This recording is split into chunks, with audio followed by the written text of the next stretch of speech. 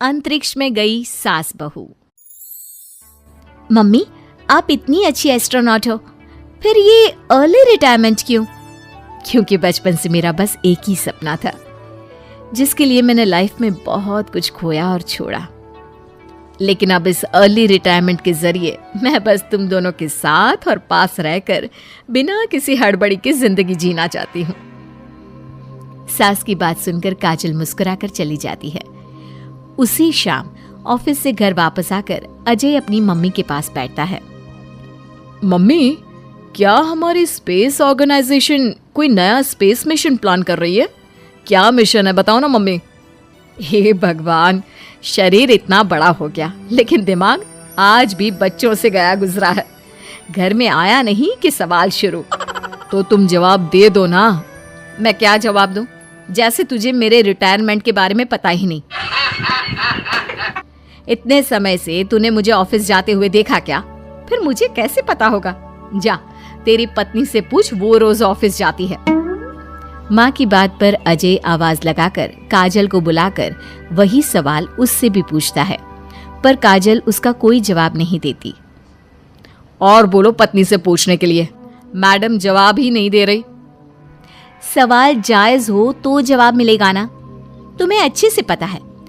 Confidentiality rules के चलते हम किसी से भी ऑर्गेनाइजेशन और मिशन से रिलेटेड कोई बात नहीं कर सकते। वो तो पता है, लेकिन मुझसे भी छुपाने का मतलब समझ में नहीं आया। वो मम्मी, रिटायरमेंट एप्लीकेशन के बाद से आपने ऑफिस भी आना बंद कर दिया। सबको लगा कि अब आप इंटरेस्टेड नहीं होगी, इसलिए इन्फॉर्म नहीं किया। क्या तुम भी इस मिशन का हिस्सा हो? मैं ही इस मिशन की लीड साइंटिस्ट हूँ। ये हमारा अब तक का सबसे बड़ा और इम्पोर्टेंट मिशन है। अगर ये सक्सेसफुल हो गया तो दुनिया में हमारे नाम के साथ मेरा प्रमोशन भी पक्का है। काजल की बात सुनकर दोनों माँ बेटे हैरान रह जाते हैं, लेकिन फिर सब साथ मिलकर सेलिब्रेट करते हैं।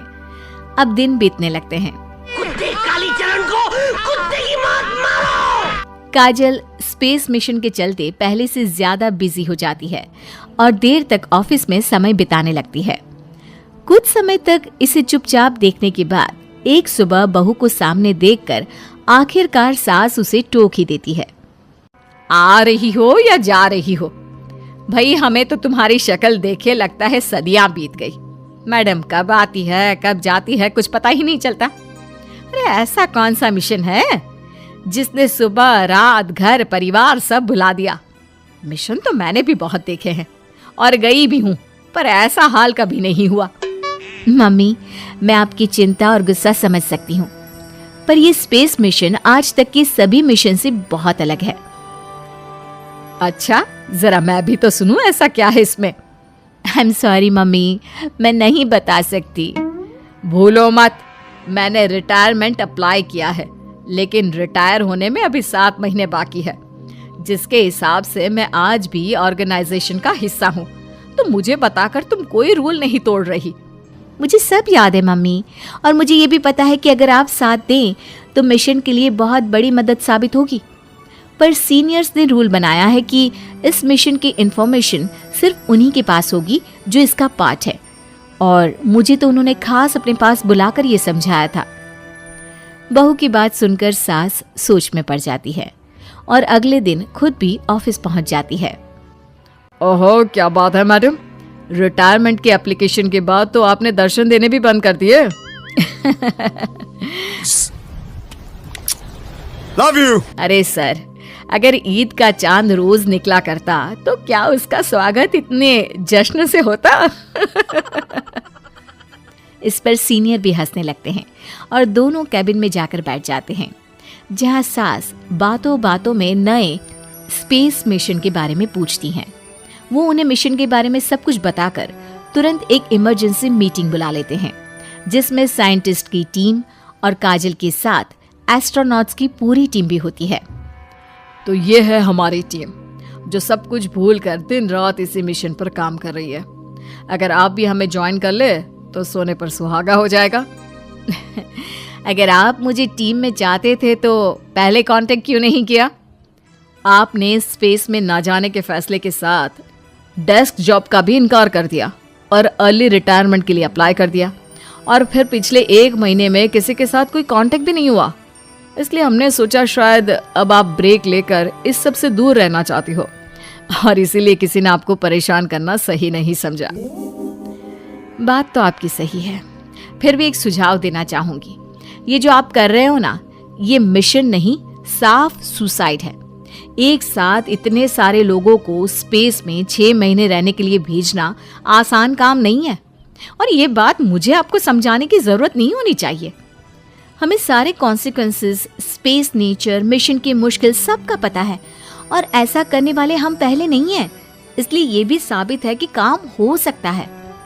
आप सिर्फ एक एक्सपेरिमेंट के लिए इतने सारे लोगों की जान और मेहनत को दांव पर लगाना चाहते हो, जिसमें सक्सेस रेट भी मुश्किल से 1% है। बहुत देर तक इन्हीं सब बातों पर बहस चलने और काजल की सास उर्फ ऑर्गेनाइजेशन की सबसे एक्सपीरियंस्ड एस्ट्रोनॉट को बहुत देर समझाने के बाद भी जब वो राजी नहीं होती, तो ऑर्गेनाइजेशन के सीनियर्स को उन्हें घर वापस भेजना पड़ता है। लेकिन उसे मैंने अगर चिल्लर बनाकर नहीं भेजा। लेकिन उसी के बाद से न चाहते हुए भी सास मिशन के बारे में सोचना बंद नहीं कर पाती। इसी तरह 1 हफ्ता बीत जाता है।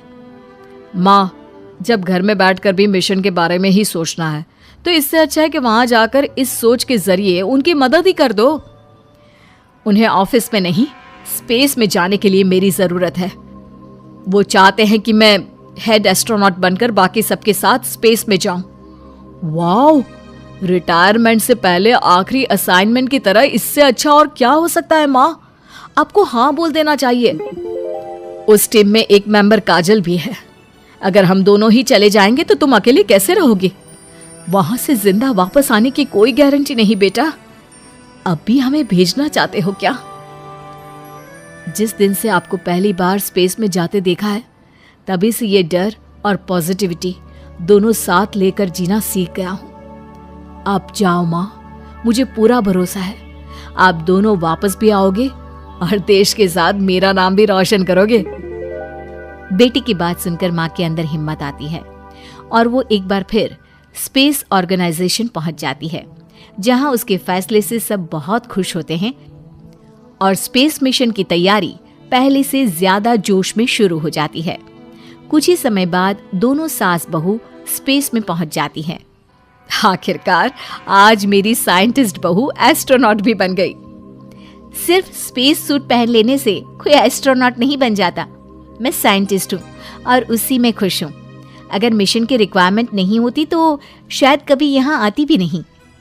इसी तरह दिन पर दिन स्पेस की अनेक मुश्किलें और दिक्कत सहते हुए देखते ही देखते 6 महीने बीत जाते हैं और नामुमकिन को मुमकिन करके दिखाते हुए सब सही सलामत अर्थ पर वापस आ जाते हैं, जिसके बाद से दुनिया भर में ये मिशन सास बहू की अंतरिक्ष यात्रा के नाम से मशहूर हो जाता है।